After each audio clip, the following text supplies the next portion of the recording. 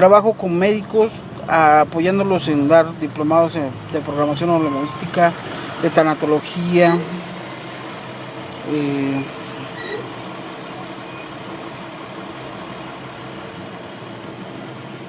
¿Qué otras funciones desempeña el psicólogo, la psicóloga clínica? Pues esta cosa de los peritajes, esta cosa de a guiar la sensibilización de algunos otros compañeros como enfermeras y médicos. De verdad a ellos hay que sensibilizarlos a veces. Y como psicóloga clínica tienes que hacerlo no como capacitadora, fíjate, sino tienes que hacerlo desde el punto de vista de la salud, desde el punto de vista de somos un equipo que colabora con la salud mental de todas las personas que nos rodean. Y no estamos circunscritos nada más a la clínica, ¿no? Desgraciadamente o afortunadamente a cada paso te encuentras a una persona con alguna discapacidad, te encuentras a una persona con alguna necesidad específica de atención, pero que en realidad tú sabes que ese síntoma lo vino trayendo desde no sé cuándo, ya llega al hospital de otra manera. Es decir, cuando tú ves se quejan las enfermeras de que no, es que ya nos regresaron de nuevo al paciente muy bajo de peso. ¿Y qué vas a hacer? ¿Qué es lo que vas a preguntar? ¿Qué es lo que muchas veces su primera reacción es culpar al familiar. Y entonces cuando tú platicas con el paciente, resulta ser que el paciente está haciendo una cantidad de secuencias de chantaje, entre ellas dejar de comer.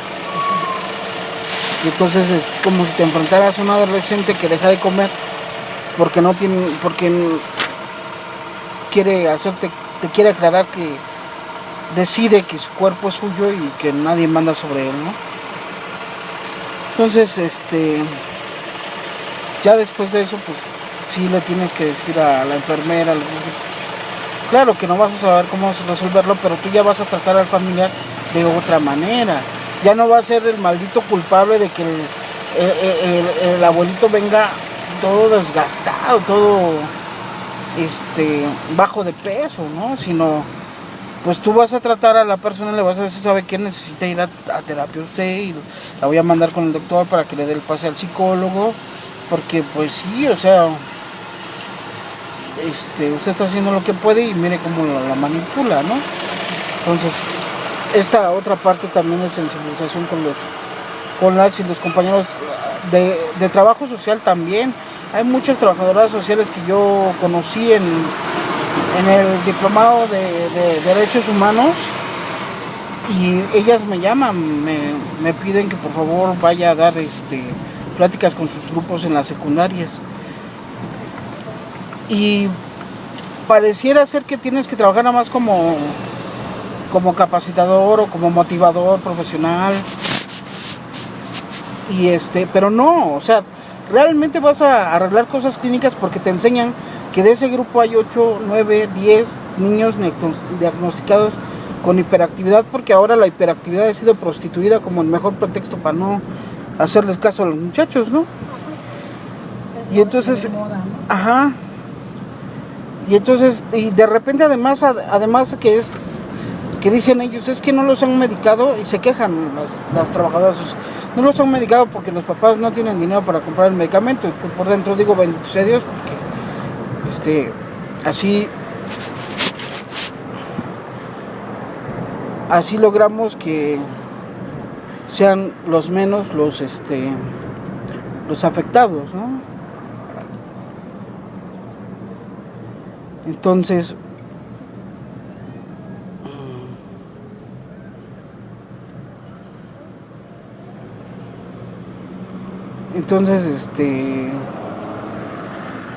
esta parte donde sí tienes que leer el diagnóstico y tienes que decir en base a qué, y te enseñan la hoja del expediente que les mandaron del hospital, ves cuál fue el psiquiatra que los mandó, ves el nombre y dices, no, pues los manda O sea, y ya, ¿no? Entonces, ¿cuáles son las conductas? ¿Con qué maestros se presentan? Préstame la libreta de reportes. Y en base a eso tú armas el taller para darles habilidades a niñas y niños de prestar atención a desde su respiración hasta su persona y empezar a lograr cosas. Y resulta ser que por haberlo analizado desde el punto de vista clínico y haber hecho el taller desde el punto de vista clínico, entonces sucede que en lugar de que reprueben 15, reprueban 2 nada más, ¿no?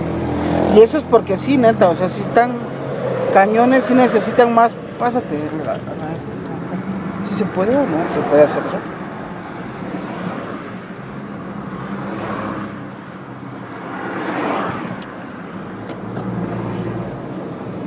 Y vamos a agarrar otro globito.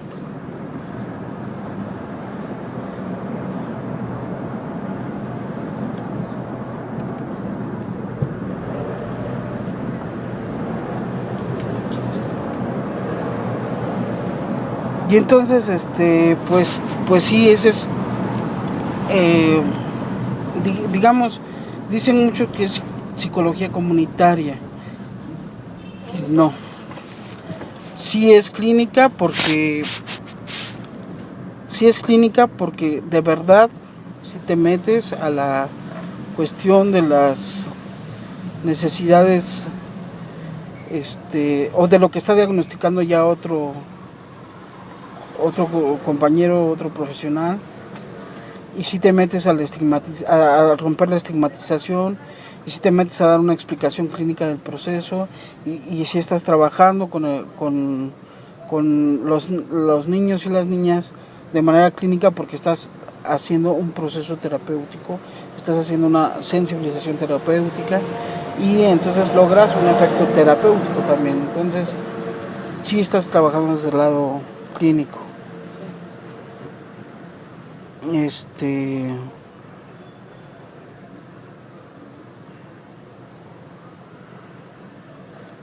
Fíjate que esta pregunta que me haces de cómo me tratan nosotros profesionistas de la salud mental, te voy a decir un secreto. Creo que mi ventaja es que me conocen primero como persona. Esa es mi ventaja. La mayoría, casi todas las personas me han conocido primero como persona. O sea, si nos encontramos en tanatología, nos encontramos en tal. Los mismos compañeros que son abogados y que pareciera ser que no tienen nada que ver con la salud mental, más que aquellos que se dedican a los derechos de las personas, de los pacientes psiquiátricos o de las personas con discapacidad intelectual. Pero sí,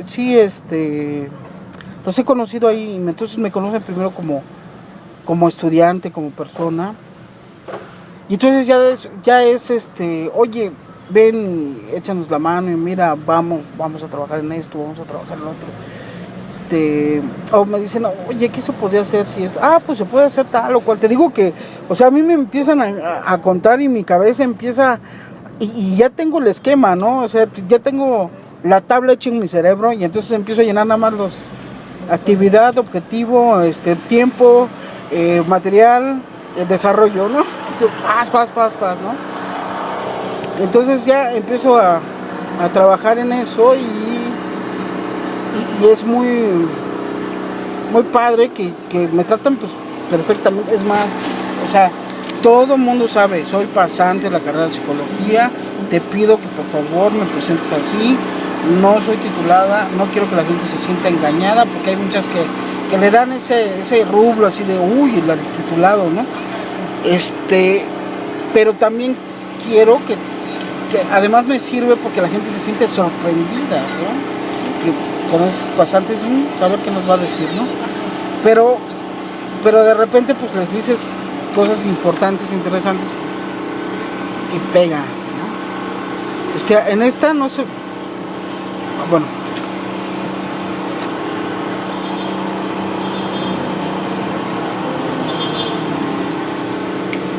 las herramientas que yo utilizo sí son muchas Pruebas psicométricas, proyectivas. Sí utilizo la terapia narrativa, la programación neurolingüística, la autohipnosis. Uso muchas pruebas, muchos test. Uso mucho el dibujo como una manera de expresión, de sensibilización, de romper el hielo con niñas y niños, o sea, lo que es rapport, dice, ¿no?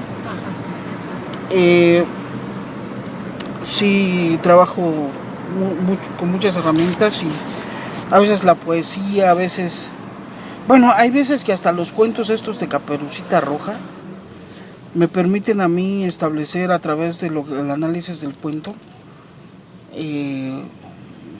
la realidad de las cosas y plantearle a la gente, ¿de verdad crees tú que esto haya pasado y por qué?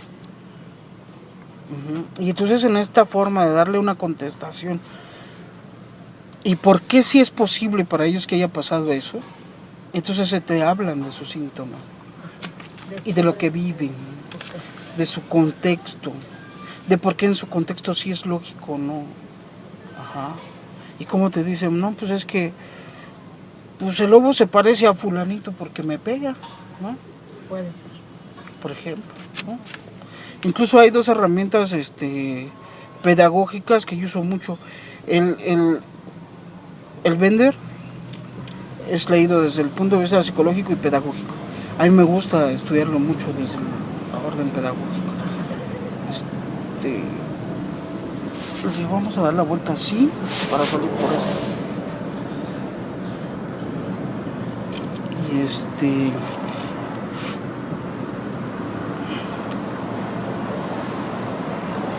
Y hay otro que es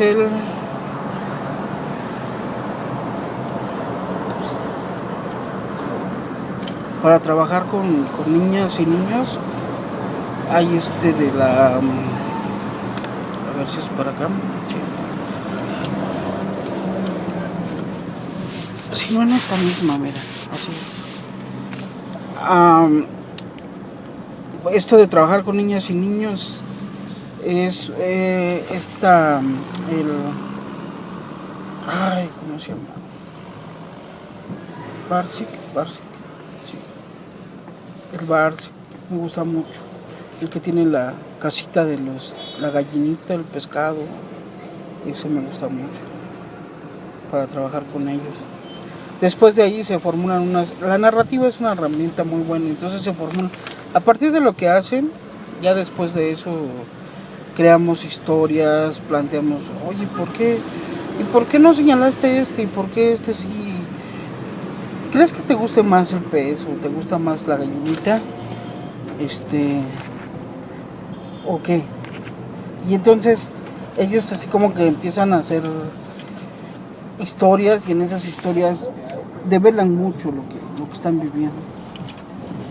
Incluso una persona que no quiere que la entrevistes y que no quiere decirte nada y que que está tratando de que no le saques nada de nada, ¿no?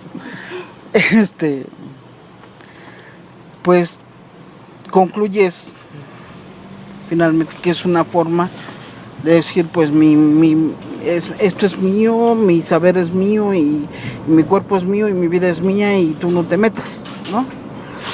Y entonces puedes ahí descubrir el por qué, el para qué usa esa herramienta de aislarse, contra quién, y después pues ver que es solamente una herramienta, no es el fin, sino es una protección finalmente.